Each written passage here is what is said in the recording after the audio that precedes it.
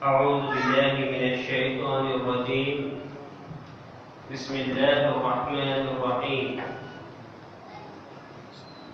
عن ابن مسعود رضي الله عنه قال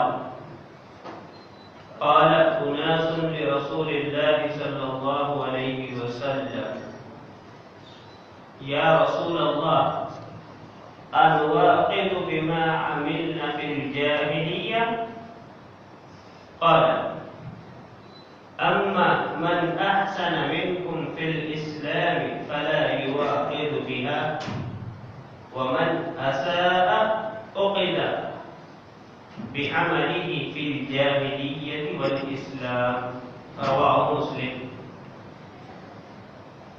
حضرت عبداللہ بن مسعود رضی اللہ عنہ فرماتے ہیں کہ لوگوں نے اللہ کے نبی صلی اللہ علیہ وسلم سے پوچھا، اے اللہ کے رسول صلی اللہ علیہ وسلم، ہم نے زمانے جاہلیت میں جو کچھ خامیاں کی ہیں، جو کچھ گناہ ہم سے سرزد ہوئے ہیں، کیا اللہ تعالیٰ قیامت کے دن ہم سے اس کا مواخذہ کرے گا، پوچھے گا؟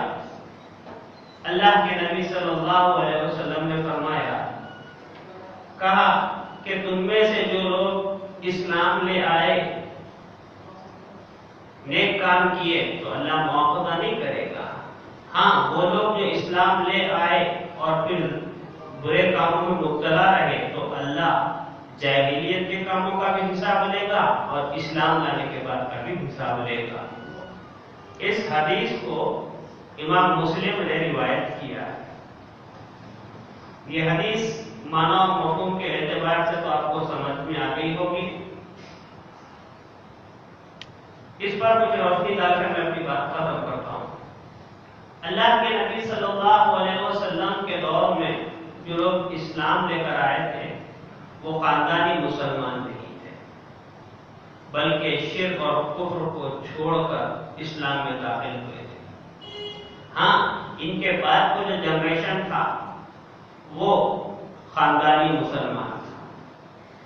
صحابہ کرام جب اسلام لے کر آئے تو انہوں نے ان کو سابقہ گناہوں کی سنگینی کا علم ہوا کہ وہ زمانے جاہلیت میں ان بچیوں کو زندہ درگور کرتے تھے، شراب پیتے تھے، قتل کرتے تھے، ڈاکہ زنی کرتے تھے۔ لیکن کیا اللہ تعالیٰ قیامت کے دن تقویم اعمال کے تعلق سے ہم سے پوچھے گا؟ اللہ کے نبی صلی اللہ علیہ وسلم نے مختصر جواب دیا اور بڑا جامع جواب دیا۔ کہا کہ دیکھو، جو لوگ اسلام لے کر آئے ہیں اللہ ان سے تو محاسبہ نہیں کرے گا، نہیں پوچھے گا، لیکن جو اسلام لانے کے بعد وہی گناہوں میں ملوث ہیں تو زمانے جاہلیت کا بھی اللہ سوال کرے گا، اسلام لانے کے بعد کا بھی سوال کرے گا۔ کیوں؟ اگر اللہ کے نبی صلی اللہ علیہ وسلم یہ کہہ دیتے کہ اسلام لانے کے بعد اللہ نہیں پوچھے گا تو سب سے زیادہ خوش منافق ہو جاتے تھے، بغلے بجاتے پھرتے، چلو بھائی ہم نے اسلام کا نام لے لیا ہے، اب اللہ ہم سے نہیں پوچھے گا۔ اللہ کے نبی نے تفصیل سے جواب دیا کہ دیکھو، اللہ تعالیٰ سوال کرے گا، پوچھے گا، لیکن جو آدمی سابقہ گناہوں سے توبہ کیا ہوگا اللہ اسے نہیں پوچھے گا۔ اور جو لوگ اللہ کے نبی صلی اللہ علیہ وسلم کے دور میں توحید کو اچھی طرح سمجھ کر، رسالت کو اچھی طرح سمجھ کر، آخرت کو اچھی طرح سمجھ کر اسلام لے کر آئے تھے، ان لوگوں کی زندگی میں انقلاب پیدا ہوا۔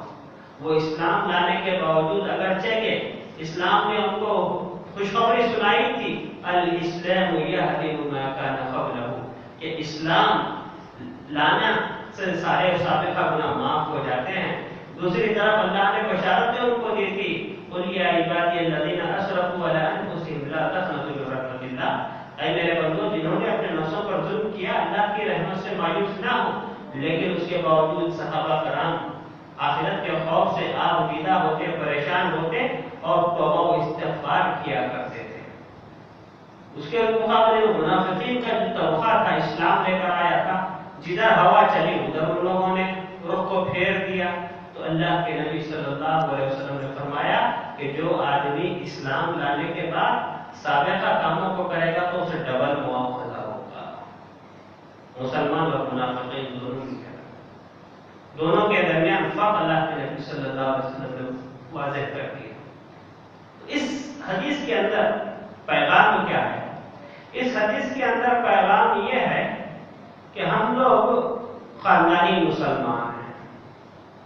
ہم مسلمان ہیں، ہمارے باپ مسلمان ہیں، باپ دادا مسلمان ہیں، خاندانی مسلمان ہیں، لیکن ہمارے اندر نہ توحید اس طرح سے راسخ ہے جیسا ہونا ہے، نہ آخرت کا خوف اس طرح سے ہے جس طرح سے ہونا ہے، نہ توبہ و استغفار کا اس طرح سے اہتمام ہے جس طرح سے ہونا چاہیے تھا.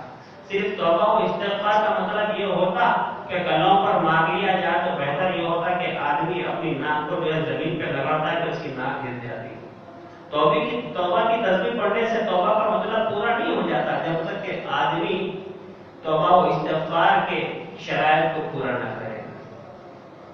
آج مسلمانوں کا مزاج یہ بنا ہوا ہے کہ اگر کوئی خطیب، کوئی مقرر اللہ کی رحمتوں کا تذکرہ کرتا ہے کہ بھئی اللہ تعالیٰ 99 ماؤں سے محبت کرنے والا ہے تو مسلمان بہت خوش ہو جاتے ہیں، سمجھتے ہیں کہ ساری بشارتیں ہمارے لیے ہیں. اس کے مقابلے میں جہنم کا خوف، آخرت کی ہولناکیوں کا تذکرہ کیا جاتا ہے تو سمجھتے ہیں کہ یہ سب کافروں کے لیے ہے، مشرکوں کے لیے ہے، بے دینوں کے لیے. یہ بڑا پرابلم مسلم معاشرے سے ہے. جبکہ صحابہ کرام کی زندگی یہ ہے کہ اسلام نے ان کو خوشخبری دی. صحابہ کی میزان، صحابہ کی معیار کو بتایا کہ صحابہ کرام نے جو محنتیں کی ہے، جس کو ایمان لائے ہیں، اگر تم بہت پہاڑ کے برابر سونا بھی خرچ کرو گے تو ایک ملک کے برابر تمہاری حیثیت کو نہیں پہنچ سکتی. اس کے باوجود کتنا ان کو احساس ہے. آدمی توبہ کو استغفار کا مطلب یہ سمجھتا ہے کہ یہ مرتبہ کلوں پہ مار لو توبہ ہو گئی. نہیں، آدمی نیک آدمی جو ہوگا بار بار خوف کھاتا رہے گا کہ بھائی میری توبہ استغفار اللہ کے یہاں قبول ہوئی یا نہیں ہوئی. حضرت حسن بصری علیہ رحمہ بہت بڑے عالم تھے. جب کبھی اللہ کی رحمتوں کا تذکرہ ہوتا تو اس کے ساتھ ایک حدیث سناتے تھے. کہتے کہ دیکھو اللہ کی رحمتوں سے خوش نہ ہو جاؤ.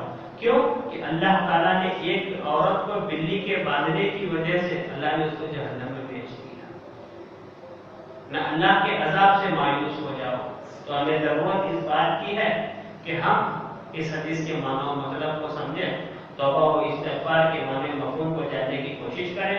اللہ تبارک و تعالیٰ سے دعا ہے کہ اللہ رب العالمین کچھ کہنے والوں کو، سننے والوں کو عمل کی توفیق عطا فرمائے. وآخر دعوانا الحمدللہ رب العالمین. السلام علیکم.